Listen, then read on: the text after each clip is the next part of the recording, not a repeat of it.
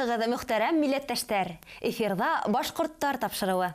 Быел 112-нче башкорт атлы кавалерия дивизия оештырылуга 75 ел тула.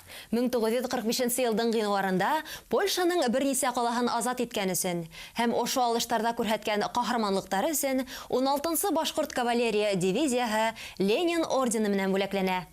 Башкорт кавалерияһының данлы һугыш юлдарын без программабыздан киләсе сыгыштарында даими яктыртып барасакбыз.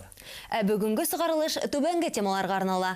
Был фондты үйрәнү, әлбәттә, был фондты кулланыр өчен бик яхшы итеп иске төрки телендә, гарәп телендә, фарсы телендә документларда укый белергә тиешең. Һәр кемдең калалар бер ядкәре. Мөхәммәд Сәлим Өметбаевтың тууына 175 ел.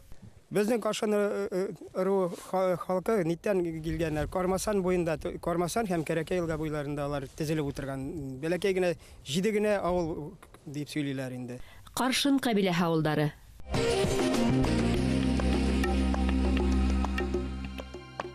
Билдәле мәгърифәтче галим Мөхәммәд Сәлим Өметбаевтың тормышы һәм иҗадына кагылышлы быгаса дөнья күрмәгән, тикшерелмәгән документлар бар. Ысынлап та, барлык тормышы дәвамында халкы мәнфәгатенә хезмәт иткән әдип үзеннән һуң баһалап бөткеһеҙ мирас калдырган. Уның кулъяҙмалары, китаптарының күп өлеше Рәсәй Фәндәр академияһының Өфө гыйльми үҙәгендә һаҡлана. Ҡомартҡылар араһында Өметбаевҡа Зайнулла Ишан Рәсүлев яҙған рәхмәт хаттарын, Мөхәммәд Сәлим Ишмөхәмәт улының тыуы тураһындағы таныҡлығын да табырға була. Тик ҡыҙғанысҡа ҡаршы, документтар тулыһынса өйрәнелмәгән, ғилми әйләнешкә индерелмәгән. Бының сәбәбе нимәлә? Киләһе яҙмала ошо хаҡта. Уҡымышлы, дәүләт һәм йәмәғәт эшмәкәре ҡалдырған мирас халҡыбыҙҙың иң ҡәҙерле хазиналарының береһе. Был фондты кулланыр өсөн бик яхшы итеп иске төрки телендә, гарәп телендә, фарсы телендә документларда укый белергә тиешең. Быны шунһыҙ мөмкин түгел инде, әлбәттә. Күпселек документлар иске төрки телендә. Безнең тарихтың, халык тарихының узган быуаттагы, менә 19-нчы быуаттагы тарихы менән ҡыҙыҡһынған кешеләр өсөн бында иҫкетмәле, ҡиммәтле документтар һаҡлана. Улар күпселеге фәнни әйләнешкә индерелмәгән улар. Айырым документтарҙы ғына беҙ индере алдыҡ инде, ләкин мына бер 2% мына был фондтың әлегә ныҡлап, тикшереп, өйрәнелеп, фәнни әйләнешкә индерелгән. Барлык материалдарҙы ғәмәлдә Мөхәммәд Сәлим Өметбаев үҙе йыйып, туплап ҡалдырған. Ғалимдың вафатынан һуң балалары документтарҙы 1950 йылдарҙа СССР Фәндәр академияһы Башҡортостан филиалының ғилми архивына тапшыра. Иҫкетмәле ҙур байлығы был. Мына был нәйҙә беҙҙең ғилми архивта Риза Фәхретдиновтың томдары, ҡулъяҙмалары һаҡлана. Һәм мына икенсе беҙҙең иң күренекле шәхестәребеҙҙең береһе Мөхәммәд Сәлим Өметбаевтың. Был 6 томлыҡтағы документтар 17-нче быуаттарҙан алып, 19-нчы быуат аҙағына, 20-нче быуат башына ҡараған документтар һаҡлана бында. Мөхәммәд Сәлим Өметбаев күп кенә документтарҙы күсереп тә яҙған. Шулай да күпселеге бына был документтарҙың рус телендә, иске төрки, ғәрәп, фарсы телдәрендә, хатта бер бәләкәй генә ҡағыҙ киҫәге бар, француз телендә яҙылған инде. Мына күпселеге оригиналдар. Ҡомартҡыларҙың ни тиклем әһәмиәтле, ҡиммәтле булыуына шик юҡ. Улар Башҡортостандың архив эштәре буйынса идаралыҡтың уникаль документтар реестрына индерелгән. Рәсәй Фәндәр академияһы Өфө ғилми үҙәгенең рәйесе урынбаҫары Айһылыу Билал ҡыҙы Юнусова тарафынан менә ошо уникаль булған документтар йыл һайын ошо дәүләт реестрына тәҡдим ителә бара.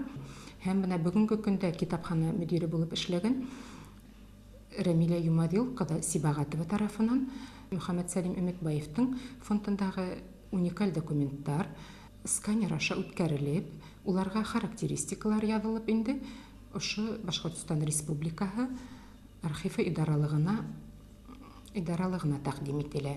Һәм ошо документтар унда заседаниела ҡаралып инде ошо дәүләт реестрына иҫәпкә ҡуйылған. Беренче томда галимдың атаһы, картатаһы турасында мәгълүмат бар. Атаһы Ишмөхәмәт Өмөтбаев кантон начальнигы булганлыктан, бында губернаторның приказдары, указдары кебек документтар да һакланган. Фондта шулай ук шәҗәрәләр һәм бик күп хаттар тупланган. 6-нчы том тулыһынча гарәп хәрефтәре менән язылган хаттардан тора. Өмөтбаев Кырымда инде 2 ел вакыф эшләре менән шул комиссия составында эшләй, тәрҗемәсе булып, ул шул Кырым татарлары телен бик яхшы белгән була. Түрек телен һәм рус телен әлбәттә. Мөхәммәд Сәлим Өмөтбаевтың әсәһе әйткәндәй фарсы телен бик яхшы белгән. Уга ебәрелгән бик күп кешеләр, тугандары, дустары, үзенең аралашкан әдиптәр, галимдардан бик күп хаттар һаклана. Әйтәйек, менә Зәйнулла Рәсүлевтең 2 хаты бар монда. Унда Өмөтбаевка теге күрәһең, улар был хатта шул асыклана инде Өмөтбаевтан китап һорап, яңы сыккан китабын һорап язган була инде. Теге мәдрәсәлә шәкертләргә укытырга кирәк дип. Һәм адак 2нче хатында рәхмәтләр әйтеп яза, алды китабыгызды алдык, зур рәхмәт дип инде.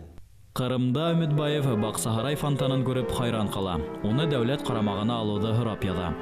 Пушкиндың Баксаһарай фонтаны поэмаһын төрки теленә тәрҗемә итә. Өфөгә кайткас Александр Сергеевичтың тауына 100 ел тулу айканлы сара оештыра. Мөхәммәд Сәлим Ишмөхәмәт улы дәүләт эшмәкәрлеге менән бер рәттән җәмәгать эшләрендә лә бик әүдем катнаша. Мөхәммәд Сәлим Өмөтбаев үзенең усырындагы шагыйрьләрдән, язучылардан, галимнәрдән нимәһе менән аерылган дигән һорауга без инде менә шулай итеп җавап бирер идек. Ул менә үзенең усырында яшәгән галимнәрдән үзенең күп телдәрне белү менән аерылып торган инде.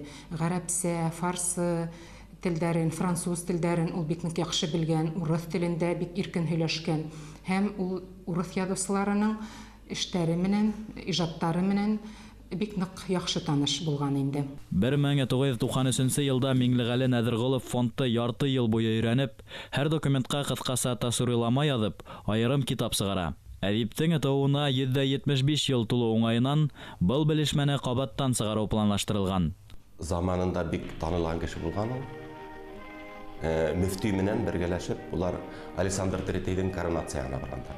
Һәм Александр Третийгә Мөхәммәд Сәлим Өмөтбаев алтын ялатылган Коръән бүләк итте. Шундай уның хатирәләрендә ул теркәлеп калган. Өмөтбаевтың 10дан ашу китап авторы булганлыгы билдәле. 6 китабы гына дөнья күрә. Калгандары нәшер ителмәгән, югалган. Басылмагандар арасынан бер китабының кулъязмаһы гына бар. Фарсы грамматикаһы буенча был кулъязма Өфө гыйльми китапханаһында һаклана. Уның бөтәһе 3 китабы дәреслектәрдән тора. Татар грамматикаһын Шаят әл-Иман, өндәрде өйрәнү буенча, төрки телләренең өйрәнү буенча дәреслектәр. Һәм бу фарсы грамматикаһы кулъязма рәвешендә калганы дәреслек, фарсы телен өйрәнү дәреслеге булып тора. Уны ул 1904 елда тамамлай, үзенең кулы менән 1904 елда май айында Өфөлә тамамланган дигән билдәһе бар. Һәм 1905 елда басырга тапшырылган, Хәсән Купец тапшырылган дип язмаһы бар. Ул шул безнең китапханала һакланып калган. Калган китаптары кызганычка каршы югалган, тик без уның язмаларынан гына беләбез. Ул Хаҗнамә язган булган, Табын волосы турасында тарихи язмалар язган булган. Күп яклы иҗадын күрһәтеп торган бай эстәлекле ядкәр, энциклопедик китап. Үзе баш һүз язган был басмала киң катлам укучысы бик күп мәгълүмат таба ала. Фондта шулай ук галимдың шәхси китапханаһы китаптары ла бар. Ул китаптарда уның штампы, Өмөтбаев дигән штампы ла бар. Уның кулъязмаһы, уның кулдарын һаклаган автограф язмалары. Менә бу китабын айрыса әйтергә кирәк. Бу Нуклеев кадет корпусында укыган сагында уга яхшы укуы өчен, яхшы тәртибе өчен бирелгән китаптарның береге. Өмөтбаев гыйльми һәм иҗтимагый эшмәкәрлеге менән халкыбызның үсешенә һич шикһез зур өлеш индергән. Шуңа күрә ул калдырган мирасты өйрәнү зарур. Тарих, тел, әдәбият институтының фондында һәм башка төрле шәхси фондтарда инде тарихчыларның, әдәбиятчыларның фондында Мөхәммәд Сәлим Өмөтбаев турында мәгълүматлар табарга була. Уның күп кырлы иҗаты төптән өйрәнелмәгән, асылы бөтелмәгән җирләре күп әле. Башкорт халкының тарихына бәйле, этнографик язмаларына бәйле кулъязмалары әле басылып дөнья күрмәгән. Иске төрки телендә булганга, гарәп графикаһын бөтәһелә белеп йетмәй. Гарәп графикаһында булганга күрә, ул киң катлам вәкилләренә сыкмаган. Галимдарыбыз шуның өстендә эшләһендә инде. Фонд тәңсирләре бик күп өйрәнә инде, бик күп нәмәне асыкларга мөмкин. Шигырьләрдә язган бит инде, уның бик күп тарихи язмалары бар, бик күп әсәрләре кулъязма. Килеш менә ошо томда башланган. Уның иҗатын заманында бик күп еллар үтенде безнең Гыйният Сафиулла Кумафин агай өйрәнеп китаптар бастырып чыгарды. Гайса Хөсәйнов агайның китабы бар, мәсәлән, Өмөтбаев тарафында. Ошо мирасы ентекләп өйрәнеп, шуның нигезендә ниндәйдер хезмәт яткан кеше бар, кызганычка каршы. Күренекле мәгърифәтсе галим Мөхәммәд Сәлим Өмөтбаевтың асаба башкортка өс нәмәне, беренчеһе үз ырыуыңды, икенчеһе йондызларны исемләп аңлату һәм өченчеһе риваяттәрне һәм үләңдәрне мотлак белү дигән аманатын онытмаһын ине яшь буын.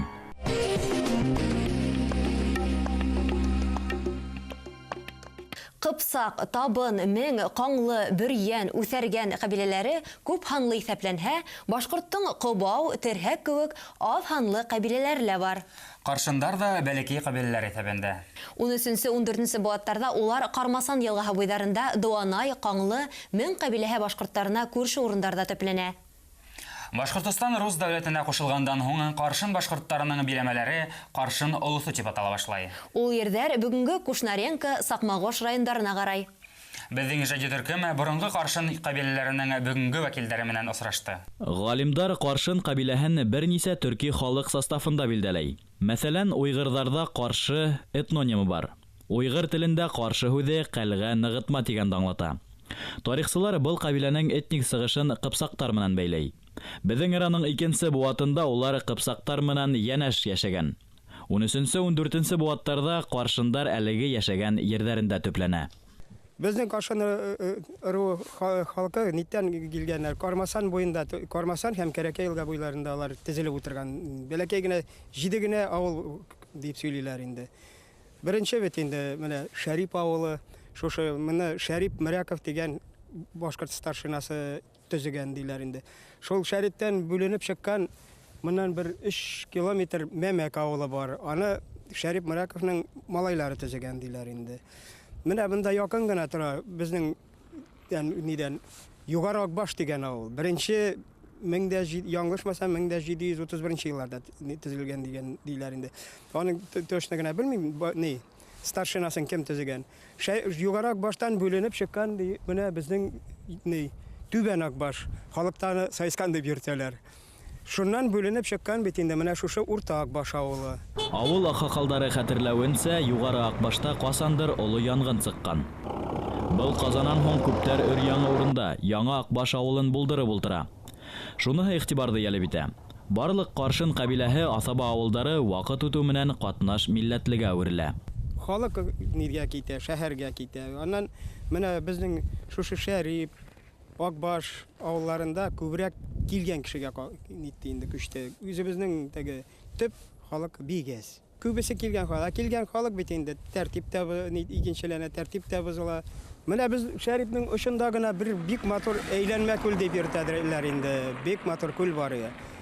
Ул күлгә мин менә үскән чакта әле истә олы бабайлар анда безгә су керергә дә рөхсәт итмиләр. Аны чөнки менә Шәрип авылы, шушы Урта Акбаш һәм Түбән Акбаш сайыскан авыл халкы шуннан су эчәләр. Ул электән үк инде безнең авылларны 2-3 бүленгән, бездә йөртәләр иде. Мишәр эше, башкорт эше. Мин үзем әти ягыннан Югары Акбаштан инде Әни ягыннан Шәриптән. Нәрсә икән нәнәйләр сөйләсен инде шул. Нәнә сөйлидер инде миңа бәләкәй чакта керәдерек бит инде.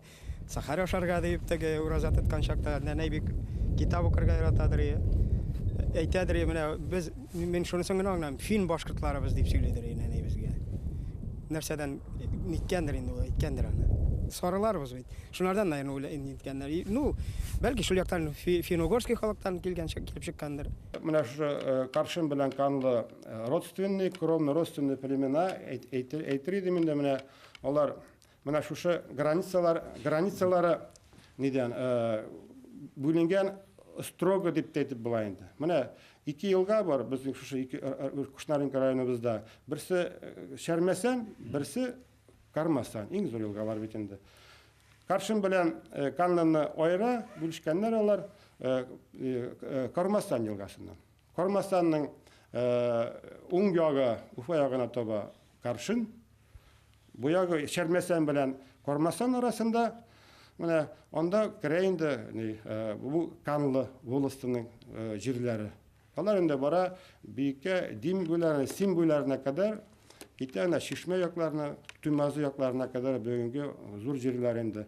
Менә шушы Каршин волостының 120 мең гектар десятин дип атала инде 1800 елларда ревизия булганда земельный булган. Канлы волостының 200 мең десятин аталган. 200 мең десятин. Бу бик зур җир инде. Каршындардың үзәге һәр вакытта ла башкорт старшинаһы Шәрип Мираковтың атауган авылы Шәрип исәпләнгән. Шәрипте революцияга тиклем Шәрип Каршин дип атагандар. Петр Рычковтың күрһәтүенчә 12нче буатта 77 генә ихата исәпләнгән. Аз ханлы булһалар да, Каршындар Рәсәй хәрби походларында әүдем катнашкан. 1758 елдагы булган сугышта Пруссия шунда безнең менә якташларыбыз 1000дән артык якташыбыз шул башкортлар, мишәрләр, татарлар шунда катнашалар. Менә шушы әһәмияте ни өчен ясып килә шушында инде 1000 менә атлы башкорт, мишәр, татар шунда җыелалар. Шушы җирдә 8 октябрьдә җыелышып бетеп, 2 атна эчендә менә шушы 9 октябрьдә алар менә шушы Каршин язылган Каршин Шәрип ул вакытта атала Каршин язылган. Дефис белән Каршин Шәрип авылыннан 9 октябрьдә чыгып китәләр менә. Әлеге Украина Чернигов җиренә барып җитәләр. Менә бер ай эчендә. Атланып бер юлсыз, бер подполковник старшылары менә киемнәре дә ничек кенә булгандыр инде. Ну, барыбер исән-сау һәр кешегә 2 ат, менә 1000 ат һәр кемгә 1000 кеше булгач, менә була бит инде. Берәү булса 1000, аларга һәр кешенең 2 аты булган. Командирларның ишә дә күбрәк. Менә ул атларны бит инде ашатырга да кирәк, үзләрен ашарга кирәк. Каршындардың тагы ла бер авылы, Мәмәк авылының тарихын ерле халык үзенчә аңлата. Мин алдарак әйткәнем бит инде, Шәрип авылыннан бүленеп чыкканнар, Шәрип Мираковның малайлары Мәмәк авылын булган дип. Хәзер ул Мәмәк дип атала. Элек ул Мирак авылы булган. Ну, теге ниләр бит инде, писерләр элек руслар булганнар. Яза ул Мирактан Мәмәккә әйләнеп киткән. Бу шо безнең Советлар Союз заманындагы бик зур авылы. 600ләп йорт дорые. Ну, безнең яктагы ниләр кебек инде, һәрбер авыллар кебек, аның тоже башкортча бар, мишәрчә бар. Башкортча менә Кармасан буендарак, менә монда эскәрәк күтәрелгәне мишәрчә дип атала. Мәмәк авылы. Кармасанның түбәнге ягында. Шәрип авылы хәзерге заманда ла Каршын башкортларының мәгърифәт һәм мәдәни үзәге һанала. Шәрип мәктәбендә бөтен Каршын авыл мәктәпләреннән балалар белем ала. Авыл хакимияте үзәге лә был авылда урынлашкан. Зур мегаполис Өфөгә бик якын яшәгәс, Каршындар һәр сак яңалыкка ынтылып яшәй. Күптәрдән калалала фатирлары бар. Калала эшләйдәр, ял көндәрендә туган яктарына ашыгалар. Ата-бабалары кебек йәр эше менән шөгыльләнәләр, бал кортлары үрсетәләр һәм үзләренең асылдарына тугры кала. Ошы булалар инде туган тупрактың тартуы.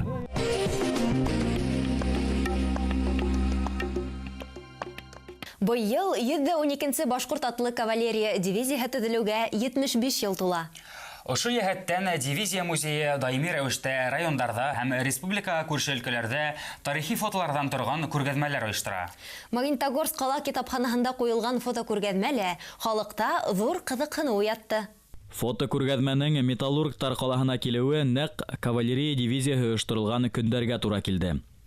Ул ваҡытта халыҡтан 13,300 эйәрле йүгәнле ат, аттарға һоло, көрпә һәм дивизия өсөн башҡа кәрәк-яраҡ туплана. Только за форсирование Днепра было представлено 54 человека к званию Героя Советского Союза. И вот они получили 54 человека. Многие из них посмертно, конечно, уже. И вот форсирование Днепра во все учебники истории вошло как величайшее событие, величайший подвиг советских войск. И 112-я кавалерийская дивизия, Башкирская кавалерийская дивизия, оказывается, внесла огромный вклад в успешное форсирование Днепра и освобождение Украины. 1942 йылдың апрель башында кавалерия дивизия һугышсылары Өфө ҡалаһының Дим биҫтәһенән фронтҡа юллана. Барлығы 4000 саҡрым яу юлы үтә ул. Данлы еңеүҙәр ҙә, үкенесле юғалтыуҙар ҙа бик күп була. Фотонан бөгөнгө быуын кешеләренең йөҙөнә баҡҡан яугирҙәрҙең күбеһенең исем шәрифтәре лә билдәһеҙ. Әммә улар береһе лә билдәһеҙ һалдат түгел. Таныш булмаған йөҙҙәр ҙә беҙҙең өсөн яҡын һәм ҡәҙерле тиеп белдерҙе күргәҙмәгә килеүселәр. 112-я башкирская дивизия настолько легендарна, она была овеяна славой. Я помню, что мы знали только о ее существовании, а материалы они были, в большинстве своем закрыты, я бы так сказала. А сегодня появилась возможность открыть, познакомиться с ними. Я думаю, что эта выставка станет не просто возможностью познакомиться, найти, наверное, своих родственников, узнать историю своего рода, найти какие-то фамилии, узнать о подвиге своих предков, но и даст толчок к изучению, к дальнейшему изучению и составлению генеалогии своего рода. Ойоштырылғандың тәүге көндәренән үк ялан шарттарында дивизияның «Ҡыҙыл атлар» исемле газетаһы сыға башлай. Унда фронт линияһынан яңылыҡтар, шулай уҡ һуғышсыларҙы еңеүгә иҙәгән шиғырҙар, хикәйәләр, тылдан яҙылған хаттар да баҫтырыла. Газетаның редколлегияһында полиграфист булып ҡатын-ҡыҙҙар да хеҙмәт итә. Басманың яуаплы мөхәррире, яҙыусы Али Карнай да башҡа күп яуҙаштары кеүек яу яланында ятып ҡала. Мин бында килеп ҡарарым иртәгә, иртәнән һуң. Әлеге көндә Ҡыҙыл атларҙан күсмә күргәҙмә эшләгәнбеҙ һәм уның копияһын беҙ интернетка ҡуйғанбыҙ. Бүгенге көндә был күргәҙмә Силәбе өлкәһенең Магнитогорск ҡалаһында библиотекаһында күрһәтелә, бик уңышлы бара тип беҙгә бына хәбәр итәләр.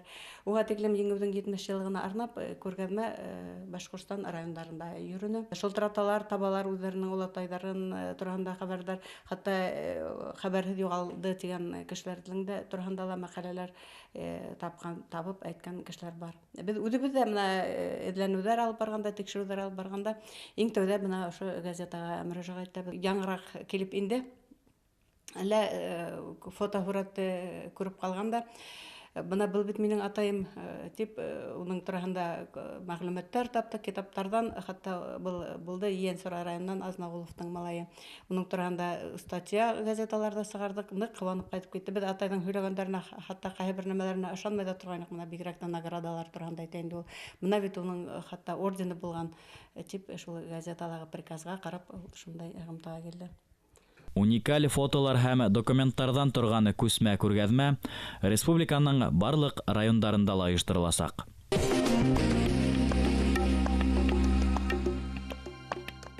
Белемле еңер тигән халыҡ. Башҡорттар тапшырыуы һеҙгә аҙна һайын тарихи мәғлүмәт һәм замана яңылыҡтарын еткерә. Тәҡдимдәрегеҙҙе, теләктәрегеҙҙе әле экранда күренгән tv-rb.ru сайтына яҙырға йәки Өфөләге 251 73 92 телефонына шылтыратып еткерергә мөмкин. Һау булығыҙ! Һау булығыҙ!